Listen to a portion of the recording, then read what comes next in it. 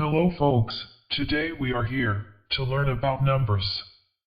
Number, types of numbers, their classification, and much more. So let's get started. What is a number? How can we define a number? A number is an arithmetical value or a mathematical object expressed by a word or figure representing a particular quantity, which is used in counting and making calculations. Let's look at the diagram here. This diagram will give us a detailed understanding of the classification of numbers we are going to study. First to appear in the number system are the natural numbers. Natural numbers are numbers which are positive integers. They start from 1 and goes on to positive infinity. For example, 1, 2, 3, 4, 5, 6, and so on. Natural numbers are denoted by alphabet N. 0 is not a natural number, since 0 is neither positive nor negative. Decimals are natural numbers only when they satisfy the conditions that the number is non-negative and the digit after decimal points are 0.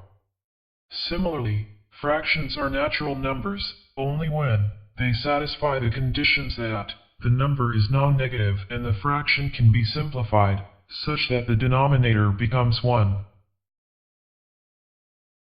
Next, in the number system are the whole numbers. Whole numbers are natural numbers, including number 0. Whole numbers starts with 0 and goes on to positive infinity.